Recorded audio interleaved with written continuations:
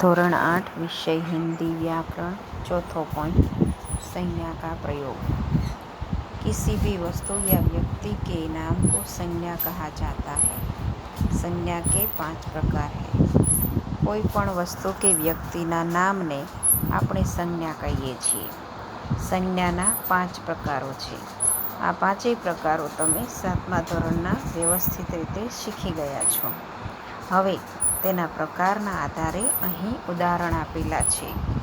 સોના कीमती धातु है, सोना. गंगा पवित्र नदी है, गंगा. उमंग दौड़ रहा है, उमंग. दल जा रहा है, दल. राजेश भय के कारण जंगल में नहीं गया, राजेश. આ બધા વસ્તુ કે વ્યક્તિના નામ છે તેને સંજ્ઞા કહેવામાં આવે છે. આટલું આપણે સામાન્ય રીતે સમજીએ છીએ. હવે તેનેથી આગળ हम संज्ञा और उसके प्रकार पढ़ चुके हैं. अब संज्ञा का बहुवचन और परिवर्तन के बारे में जानेंगे. આપણે સંજ્ઞા અને તેના પ્રકારોને સમજી લીધા છે. હવે તેનું બહુવચન અને સંજ્ઞામાં થતું પરિવર્તન જાણીશું. उदाहरण, जयेश ने कीर्ति को साड़ी दी. जयेश ने कीर्ति को साड़ियाँ दी. साड़ी एक वचन છે, साड़ियाँ बहुवचन છે. बागीचे में एक लड़का है. बागीचे में कई लड़के हैं. लड़का एक वचन છે, लड़के बहुवचन છે. उपर्युक्त उदाहरणों में साड़ी का बहुवचन साड़ियाँ होता है. लड़का का बहुवचन लड़के होता है.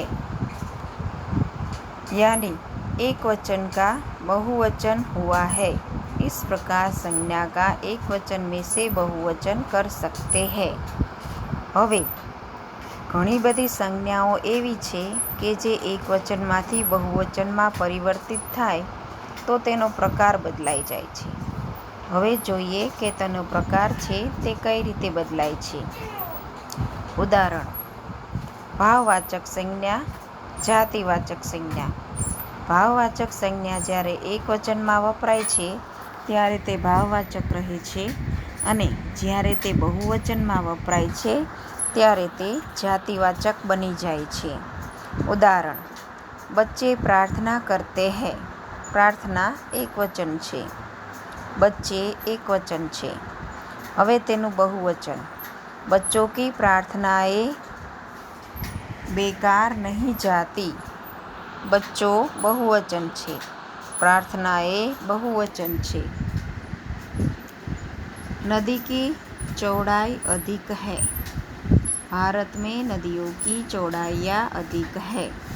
આવી રીતે જ્યારે ભાવવાચક સંજ્ઞા બહુવચનમાં વપરાય છે ત્યારે તે જાતિવાચક संज्ञा बनी જાય છે. इन वाक्यों को पढ़ने से पता चलता है कि पहले वाक्य में प्रार्थना जो भाववाचक संज्ञा था, इसके साथ ए प्रत्यय जोड़ने से जातिवाचक संज्ञा बन जाती है.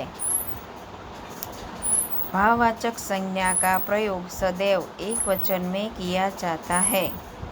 बहुवचन के प्रयुक्त किए जाने पर जातिवाचक संज्ञा का रूप धारण कर लेती है. આ પોઈન્ટમાં આપણે આટલું શીખવાનું છે.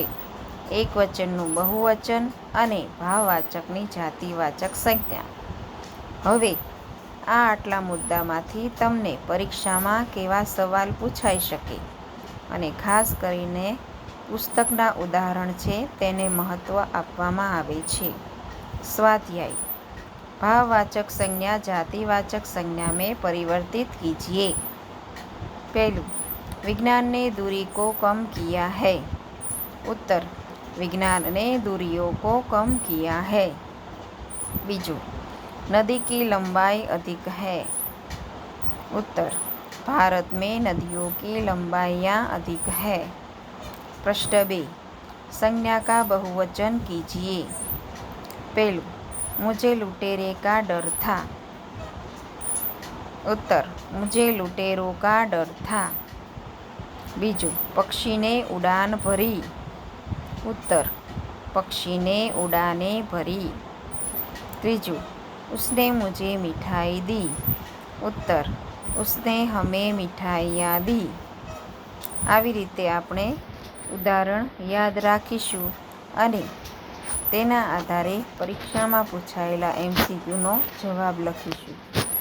વિદ્યાર્થી મિત્રો, અહીં જે આપણે સંજ્ઞા કા પ્રયોગ વિશે સમજ્યું તે આખું તમારે હિન્દીની વ્યાકરણની નોટમાં લખવાનું રહેશે. નીચે PDFમાં આપેલું વ્યાકરણની નોટમાં સારા અક્ષરે લખવું તે તમારું આજનું ઘરકામ છે.